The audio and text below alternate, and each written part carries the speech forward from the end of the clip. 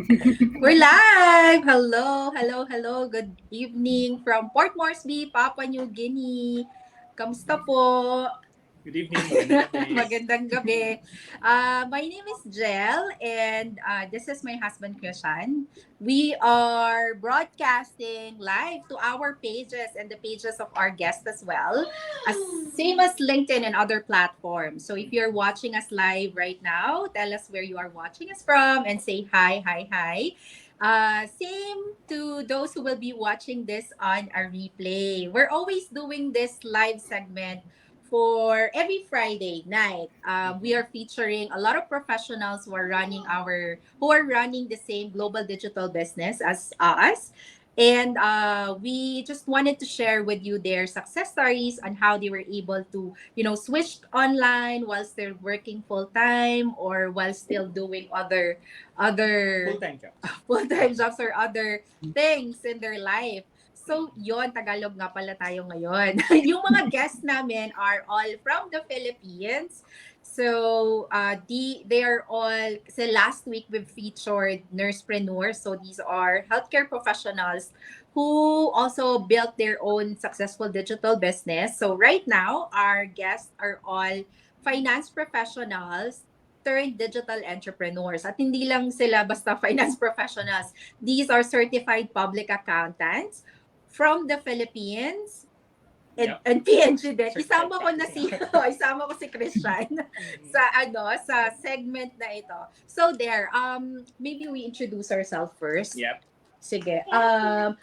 Okay, again, my name is Jel and I am running our digital business together with Christian, my husband, for more than a year now. We are both working professionals. We are originally from the Philippines and we're now based here in Port Moresby, Papua New Guinea, together with our daughter. So my background is an HR and recruitment professional, and Christian is Yep, I'm a finance professional. for I started working as an accountant back in 2008, so I think going 13 years now. Yeah, and he's also an overseas Filipino worker here in Papua New Guinea. So there now, it's our guest turn to introduce themselves. Sino ba uunahin natin? Maybe we start with Mel. Okay. Hello. So good evening, good morning, or good afternoon, wherever you're watching us from. Okay. So again, I'm Mel. So I took up economics and accountancy from De La Salle University. Wow, so job interview, no? So I passed the board exams. Di ko na sasabihin, syempre, kung anong batch kasi matitipid yung age. So I passed the board exams, and then I worked in a multinational bank for close to 10 years until I pursued my passion for food. So that's when I enrolled myself in culinary school, and then I became part of the culinary team of a top food service company, global food service company. So now I have more control of my time working as an independent business development specialist, and of course also as a digital entrepreneur like Jel, Darren, and Anna. Yun. How about Anna? Hi everyone. I'm Anna. Um, I've been working as an accountant for going 14 years. Medyo work back in time, but that's how long I worked.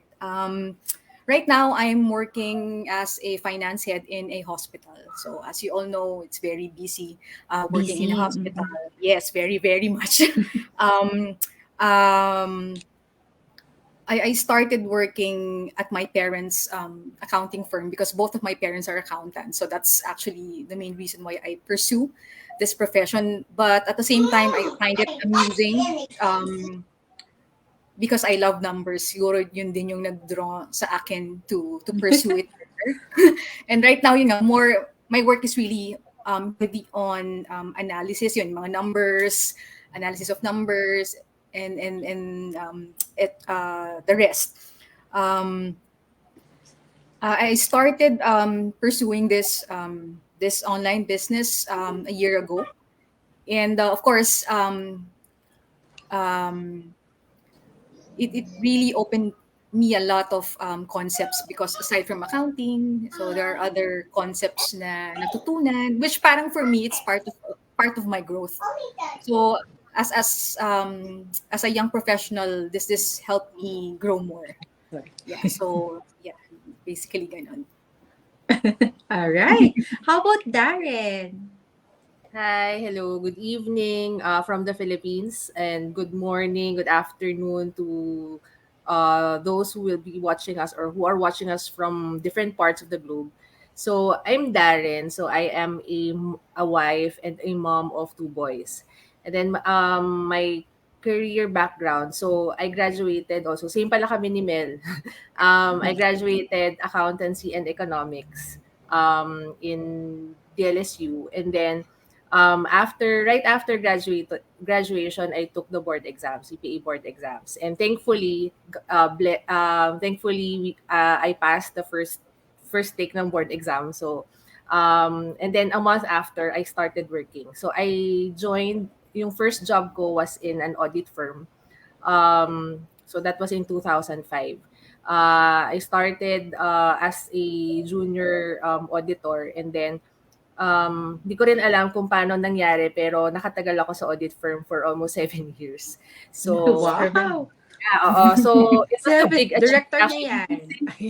Oo, kasi bihira sa amin yung tumatagal ng gano'n. Yes, Parang I mostly, know. Mm-mm. parang kuha lang talaga ng experience like 1 year or 2 years, then lipat na sa private. So ako, siguro I enjoy din working with my colleagues din, and parang natuwa naman ako dun sa audit to kahit sobrang puyat and pagod. So, ayun, nakatagal ako 7 years. Pero syempre, of course, may mga opportunities na dumarating, and then yung priorities change. So, parang lumipat ako sa private. So I joined a retail company back in 2012. And then doon I worked also for 6 years. And then after that, I joined another company. So yun yung current company ko ngayon. I'm in a fintech company working as a finance head also. So I'm here already for 3 years. So I'm working full time, and at the same time, I'm working on our digital business. So part-time digital entrepreneur. I'm also a digital entrepreneur. So yun. Wow. Ikaw ba? Ako. Yun, I started working October 2008 right after passing the board exam. Sa isang Big Four audit firm. So I stayed there for how many years na ba? 5 seasons. Tagal. 5 seasons sa Philippine audit firm. Then I decided to fly here in PNG para ituloy yung pagiging auditor. So I stayed Na-enjoy mo din para si Darren. Masarap magpuyat eh. Hindi na malayan yung oras eh, no? And then I continue working here as an auditor for combined 4 years, 4 more years. And then, ayun, lumipat sa private company sa Pilipinas after the wedding, and then dito balik ulit, and then private company na. So I've been in a agricultural stroke manufacturing company for more than 2 years now, and yun, enjoying naman dun sa corporate life, corporate arrangement. It's a bit different to being an auditor. So exciting pa rin kahit kahit medyo recurring na siya. Kasi nga, every month end, every quarter end, every year end. So, yeah. Oo nga.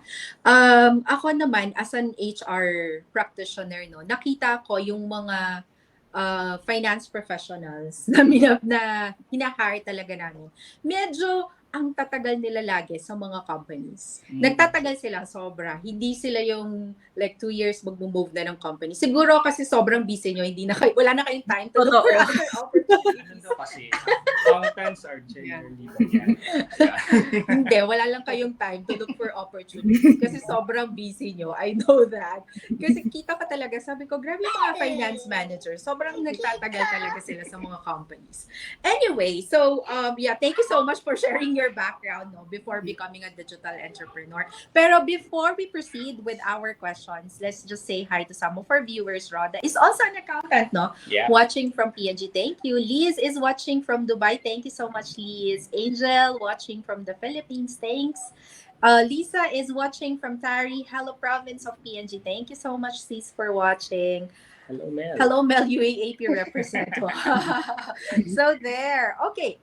Our next question is, our first question, I mean, is for Anna. Kasi we wanted to know. Kasi I know, na-share niya na ng konti. Pero this is the question. Why do you want to be an accountant? Share. Siguro yung share lang from childhood days na nung bata pa ako, ever since talaga I love math. One of my favorite, ewan ko, parang I thought, kala ko mag-math major ako, but I see how numbers are, doon ako na amuse about the numbers itself. And then, yun din, na-push lang further when my parents asked me to pursue the profession because, parang next in line, anak, ikaw naman susunod. Pero walang pressure. Wala namang pressure na. Slight. Di ba? Syempre kasi both Yeah. So since then, parang after I left the firm after almost 3 years. So I said gusto kong ma-experience naman yung environment outside a family business. Of course, that's a different environment. So when I started now with San Miguel, that's where I first started yung outside family business na trabaho. I see how very important yung role ng accountant sa mga businesses, like making sure that all the expenses and the revenues are accounted for. So parang napaka-importante yung trabaho and you bring in value to the company that you work for. So parang siguro ako, from me, I see myself creating value out of interpreting numbers, something like that. So doon ko rin nakita na that's where I'm passionate about. It's really giving insights and analysis. Doon ako nag-enjoy. Weird lang, doon ako nag-enjoy. But that's how I see it. And I feel like every business na merong magandang good accountants really help the business grow. So that's where I see the significance of the role.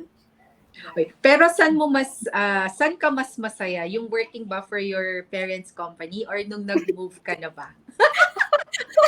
OMG. Of course, iba kasi naman ang pros and cons, no? Safe yung sagot. Definitely, really much more growth when you work outside your comfort zone, which is outside the family business. Because there you will appreciate how do you deal with different personalities. So parang mas mag-grow ka talaga if you go outside the family business. Safe answer, no? Baka nanonood yung parents Ikaw, kasi. why do you want to be an Ay, ako ba? Okay. Ikaw naman. Yung sa akin, nag-start siya sa petty or simple na reason. Kasi nung bata ako, kindergarten ata to be exact, may ako mag-browse ng mga yearbook. So may nakita kasi ako nakalagay doon sa isang ambisyon ng bata, CPA lawyer. So sabi ko, parang gusto ko yun, CPA lawyer. All along, I thought, isang course lang siya. Na hindi pala siya na yung CPA pala is one profession na may board exam, and then the other one is with the bar exam. Require more years. No? So, tapos nung high school, nalaman ko din na yung degree na tinake ng mother ko is also accountancy. So, yun. Mas nag-deepen yung desire ko to push yung accounting o yung pagiging CPA. And then, naging eventually, sineryoso ko na siya until college. Tapos, luckily, naging CPA din. And yun. Parang ang saya no, pagka na-hit mo talaga yung goal mo na maging CPA. Kasi hindi naman lahat, di ba, we're given a chance to really pass the board exam. Anyway, so let's go back to Anna. So, si Anna has been working for several years. Sabi niya, 13 years, tama ba ako? 14. 14 years of working for corporate setup. But what made you decide to start your own online business? Ayan na. Siguro for me, of course, kasi ako, unlike the others, yung sa inyo is you are a wife or a mother. Siguro for me, because I'm single, I don't have any family, I decided na at an early age, ayoko sabihin yung age ko, but I wanted kasi to, to start building up my financial goals as early as now. So, of course, iba ang iyong motivation at work, diba? At work, you want to um, give your value to the company, but parang at the same time sa age ko, I wanted to make sure na parang in the future, yun, my main goal is really to retire early. So of course, if that is my main goal, I want to retire early.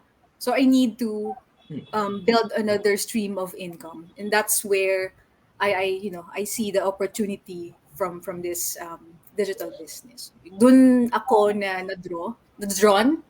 Um, yeah, and then yun, basically doon, really how to retire early at maybe age of 50. I don't know if that's possible. Pwede naman 40. Sa akin kasi 40. Wow. So, isang... Yun. Taon na lang. Kaya kailangan i-push na talaga yung online business na yan. Alright. Oh, we have viewers again from Dubai. Joanne is watching. Thank you. Jaylu, I love math. Thanks. Dapat nagkakalat dito si Jaylu. Cathy is watching from Singapore. Thank you, Cathy, and congratulations. Alright. Our next question is for Darren. So, Darren, what do you love most about your profession? Love most. Okay, sige. Oh. Siguro, Kahit po yan. nag-isip talaga ito, parang wala. So, siguro ang pinaka nagustuhan ko or what I love most is during nung nasa audit pa. Kasi Grabe. doon I started meeting a lot of people, different people from different industries. And then doon talaga siguro na-develop ko din yung self-confidence ko, and also kasi mahiyain ako ever since nung bata, even hanggang college. As in, ako yung tipong takot na takot mag-recite, yung gano'n. So, nung nag-join ako sa audit firm, so doon ko na-build yung confidence. Kasi, syempre, hindi ka tatagal kung sa isang sulok ka lang. Kasi pag auditor, kailangan lumapit ka talaga sa clients Parang yung follow-up ka ng file, kakapalan mo talaga yung face mo. Kasi kung hindi ka makaka-deliver ng Hindi ng mo matatapos yung work. procedure. Oo. So, as in, mayat-maya, pupuntahan mo yung accountant ng client mo, o meron na bang trial balance, meron na bang schedule. So, talagang doon Ayun na, na. So, doon talaga, Na siya. yun yung na-enjoy. Yun yung na-enjoy ko kasi, yun nga, I got to meet a lot of people, and then yung clients na naging friends din. So, and then Clients also yung and then yung yung mga kasama ko rin sa audit firm, yung mga teammates ko. So, since we are of the same age, so siguro parang gumagawa lang kami ng project. Yun yung siguro kaya din kami, yung mga kasabayan ko, tumagal-tagal din kami ng 'di ba? So parang kahit busy season, so overtime, overnight. So parang sa amin, tingin namin parang lang, gumagawa lang kami ng project, tapos sa labas kami, punta kami. Makati kasi kami So malapit sa mga mall. So pag gabi, break muna, coffee, ganyan. So parang yun yung nagustuhan ko. Marami akong na-develop na friendships, and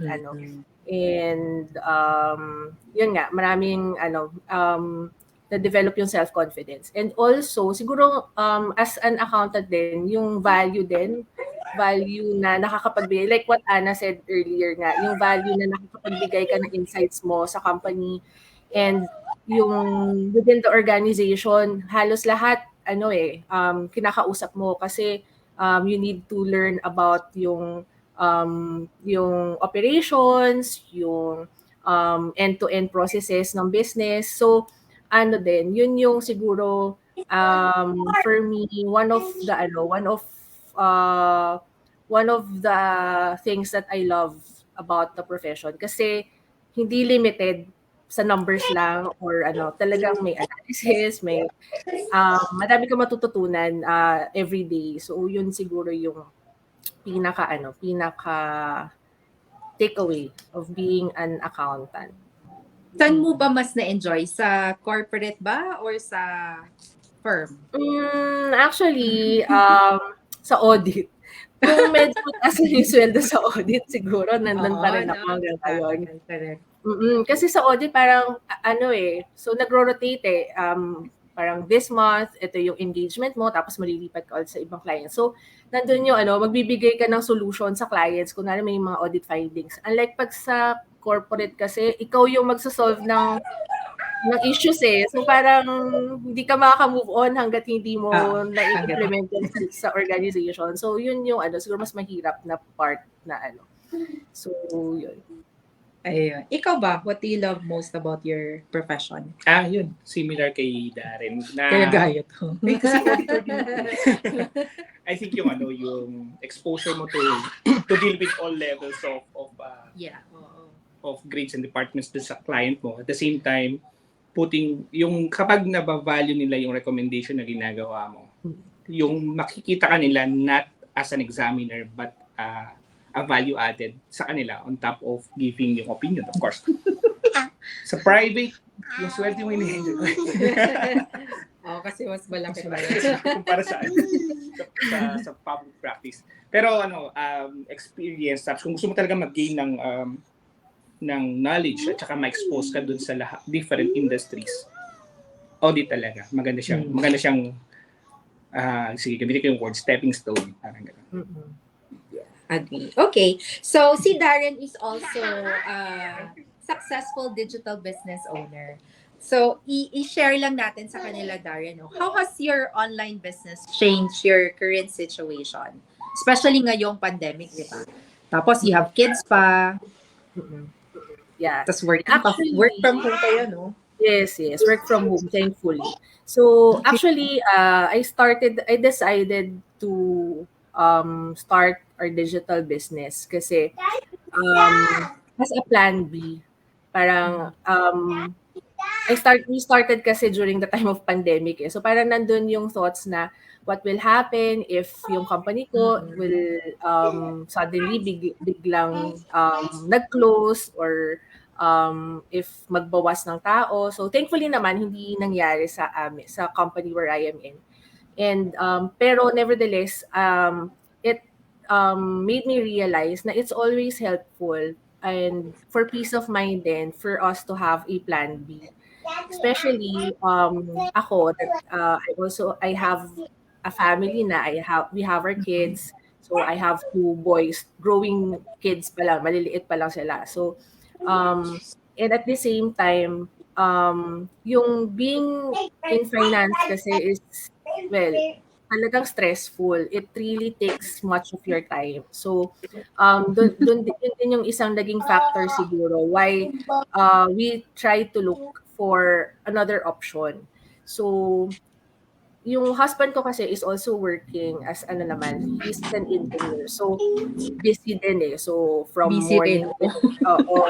So, sabi namin, parang we can't go this way hanggang forever. So parang we have to set up something na in parang sooner it will help us to give up our corporate jobs at least and have our own and be able to manage our own time. So especially for our kids kasi nga growing so kailangan talaga more attention. Especially nga nung pandemic so doon din namin na-realize na ang hirap i-balance yung work and yung family. Yes, no. Akala mo yung work from home sobrang dali. So hindi, di ba? pala. So ang hirap lalo na may online schooling. So Yes. so I'm still doing my corporate job. So habang minsan may meeting, katabi ko yung anak ko, meron din siya online school. So ang hirap i-balance. So yun nga. So kailangan namin maghanap or we have to set up as much as early as now ng something na we parang fallback in the near future na that will give us or allow us to have more time with our family. So yun siguro yung naging yun yung factor that made us decide na yung really our desire to be able to spend more time with family. Kasi yun nga, kahit work from home, hindi rin naman talaga, you're not able to spend more time with your family. Nandiyan nga sila, pero hindi naman. Balikan, Physically, yes. Pero you're not Mas able demanding to eh. give much attention to them eh. So yun siguro yung naging and yun nga, when we were able to set up our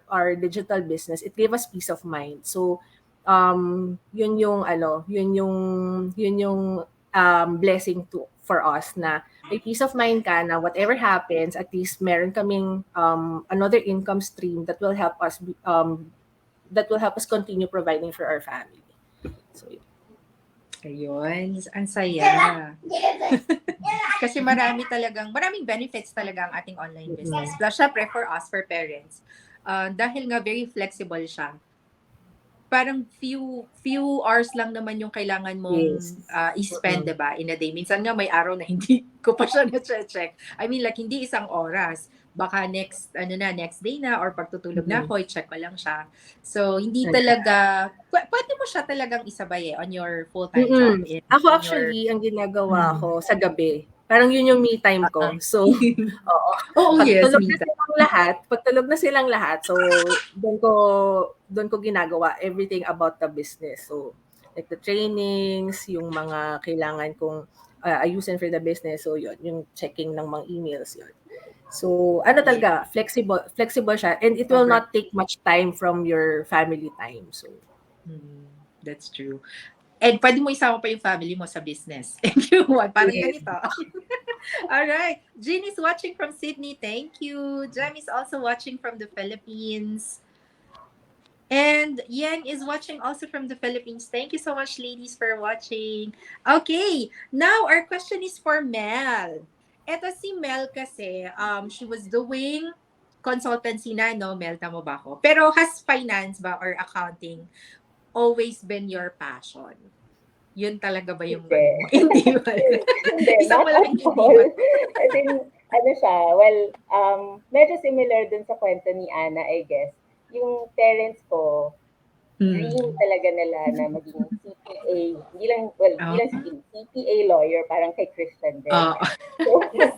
So, okay, sige, pinagbigyan ko. Pero, anyway, in high school din kasi, nagustuhan ko rin naman yung accounting subject. So, parang na-encourage ako na mag-take ng accountancy in college na. Pero only to realize, pagdating mo ng college, kung ano yung napag-aralan mo ng high school, parang tapos na siya in one subject lang, di ba? I don't know, Darren, kung in your case, parang eto na yun. Tapos ang dami mo pang hindi ko pala alam. So parang, hindi naman siya napasubo, pero parang tinuloy-tuloy ko na rin until, yun nga, I went and worked in a bank.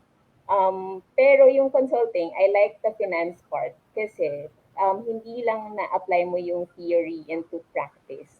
Pag consulting kasi parang natututo ka din from your clients eh. Lalo na pag iba-iba yung industries nila. So, yun yung nakakatuwang part.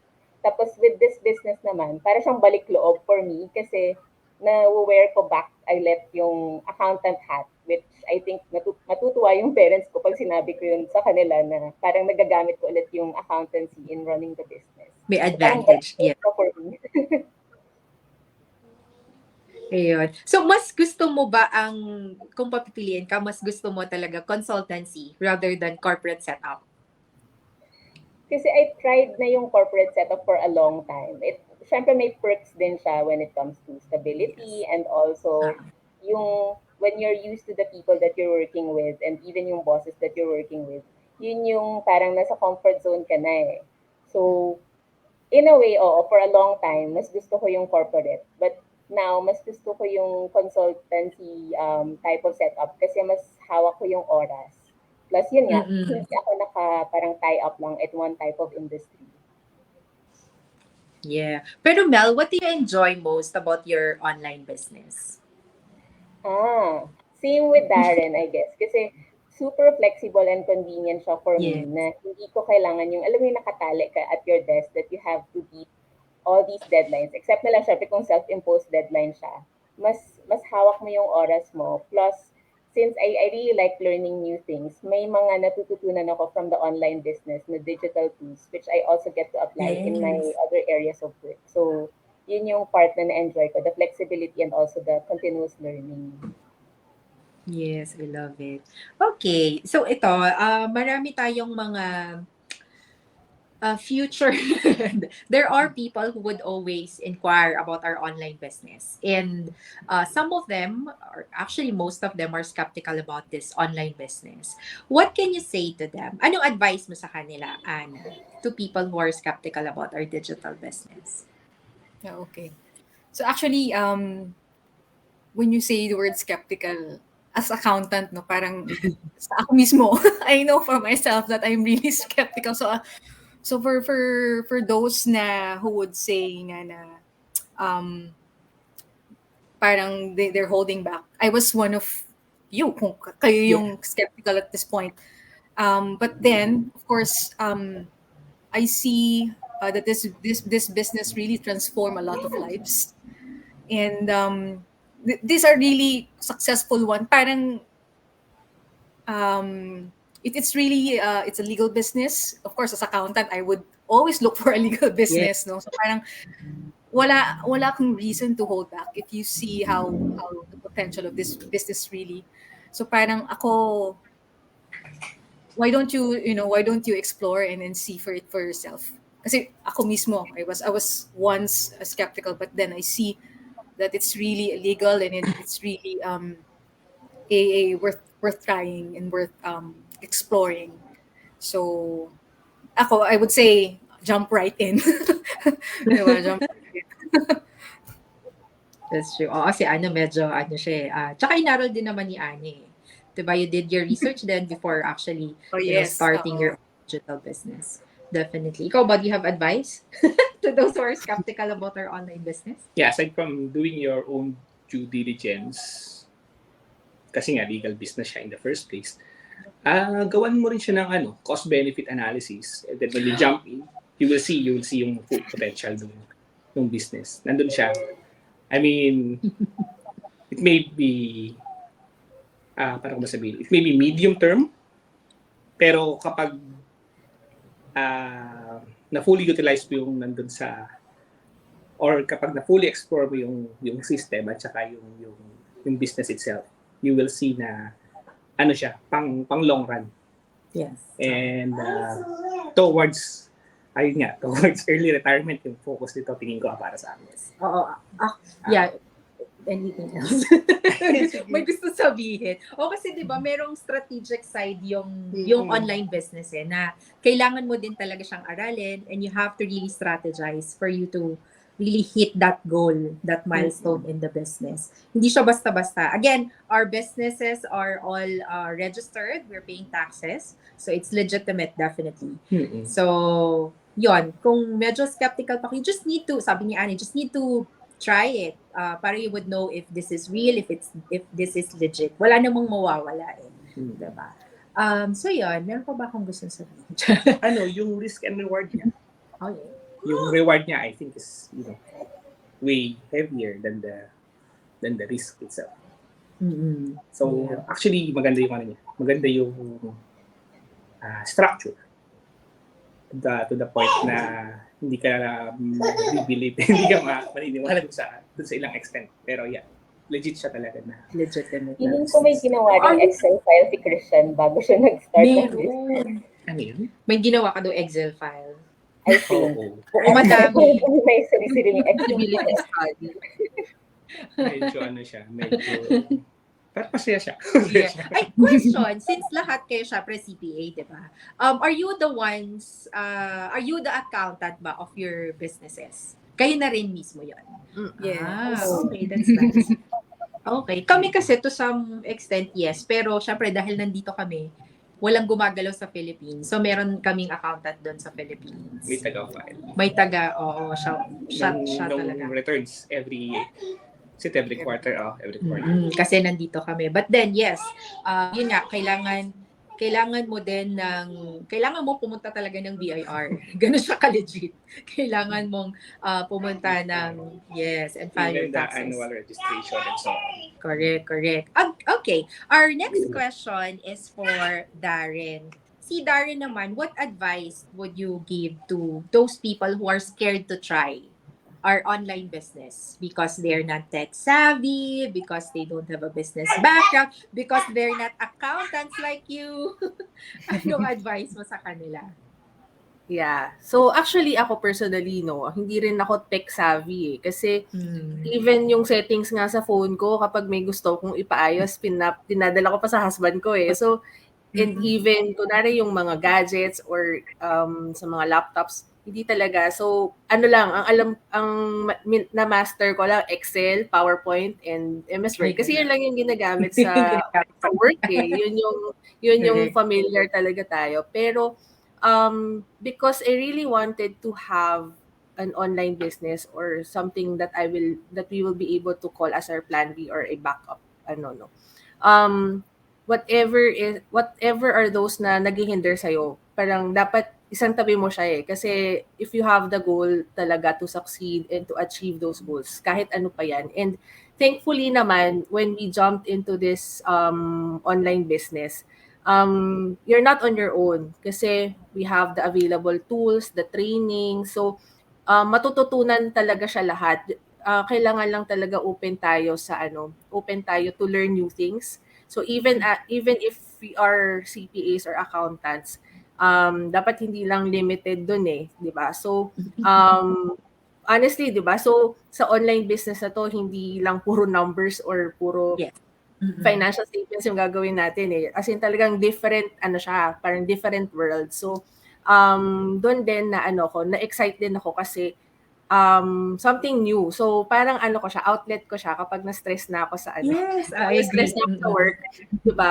Thinking na I have an online business, a digital business. Parang mas nagaganahan ka or na-excite ka kasi 'di ba merong something na iba na outlet mo para makalimutan mo minsan yung yung stress sa work. Stress So, sa work. oo. So, yun, siguro you don't need to fear kasi wala kang business background or hindi ka nga tech savvy kasi lahat yan matututunan. And thankfully, this online business has a very supportive business community na kapag may questions ka, kasi we have mentors and coaches then who help us every time we have questions or kapag meron tayong kailangan from them, they're always ready to answer. So, very supportive. Yun yung thankful din ako sa business na to kasi I also get to meet a lot of people like you. So, 'di ba, we share our All over the world, yeah. experiences, our stories, oo, kung paano magiging successful. So, you're not alone. Unlike, 'di ba, yung pag nag-set up yung minsan ng business mo talaga, ikaw talaga yung tututok All, eh. yeah. 'Di ba? It's your sole responsibility kasi yeah, the traditional business ganun siya. Pero in this online business yun nga, really very big help kasi you have a lot of people beside you, behind you, in front of you. So lahat nandun yung guidance. Yes. So yun yung advantage talaga. That's why nung nung inaaral namin yung business, so we found out na yun yung support that we'll be able to get. So hindi na kami nag-hesitate kasi yun nga we always have meron laging support system within the community. Oo, I agree with you, no? So, i-discuss ko lang din, what I love about this business also is our training. Kasi it's very easy to follow. Step by step siya, video-based, as in made for everyone. Kahit sino pwede, kahit sino masusundan talaga yung training. Tapos, since we do not have social media background, social media advertising or online marketing background, sobrang nakatulong talaga yung training for us. Even yung mga references, ano siya pwedeng makita, ano pa yung pwede mong aralin, ano pa yung pwede mong i-search para mas maintindihan mo yung gagawin mo in the business. And what we love about our training site is na-access talaga natin siya anytime, anywhere. So kami ni Christian, naghahati kami on the training side. Ako is more on the operational side when we do advertising, social media, yan. That's my part. Pero when it comes to strategic and financial phase of the business, sa kanya na yun. So, ito aralin mo, ikaw na magbasa niyan. Bahala kayo dyan. Hindi ko na alam yun. So, yun, teamwork din for us. So, yun yung nakakatawa kasi the business, you can do it with your family, di ba? Na-enjoy nyo siya gawin. And sobrang fun niya gawin, I swear. Kita naman, sobrang enjoy namin. Okay, our question for Mel is, what can you say to those who are interested to start their business, yung nagtatanong sila, ang dami nilang questions, sunod-sunod talaga, pero they do not want to watch the webinar. So, ano advice mo sa kanila? Ano siya eh, no shortcuts for me eh. Kasi like we always say, everyone can do the business. But the webinar is the best way for you to understand the business. In our case, well, in my case, I watched the webinar 2, 3 times nga ata for me to come up with my own research. And yun nga, as we always say, diba, do your own due diligence. As accountants, love that word.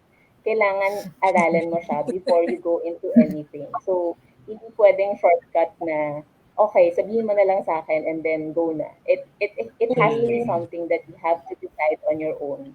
Kasi it's free. The webinar is free anyway and pwede mo siyang i-playback anytime. So, wala naman mawawala sa'yo. In fact, mas may matututunan ka pa para makagawa ka ng more informed decision. So, that's what I'm gonna say. Don't skip the webinar kasi marami kang makukuha from the webinar for you to have a better decision. Yes, nandun lahat talaga siya. Yung, well, not really technical side, pero yung business model ng online business na is discussed there. Plus, there are people that you're going to meet there na running their successful digital business na you can search on those people actually, di ba? To check if they're real, if the business is legit. Oh, Ayin is watching from the Philippines. Yes, the business is an outlet too for motherhood. Yes, that's true naman. Everyone in the community is so supportive. Yes, including the coaches, the mentors, sobra, very supportive sila. Okay, so this is the end of our CPA-preneur segment on our page. So I hope yung mga nakapanood, you're able to get, some informative notes from our discussion with the CPAs who turned digital entrepreneurs. And who knows, diba, baka this could be another outlet for you too, kagaya ni Mami Darren. And also, diba, another source of income for those who are looking for one. Kasi lalo ngayong pandemic, kailangan natin yan. Kailangan lagi tayong merong backup plan. Diba? So the first step, again, like what Mel said, is to watch our free webinar. And for you to do that, you just need to register on our websites, kahit sa kanino sa amin. And then you can watch the free webinar. And then you decide from there if you wanted to start your own online business or not. Okay. Thank you all so much for watching. Thank you so much, Darren, Mel, Anna. Thank you for sharing. All right. We'll see you again next week. Have a good night, everybody. Bye. God bless you Thanks, all. Darren. Thank Thank you. Bye. Thank you.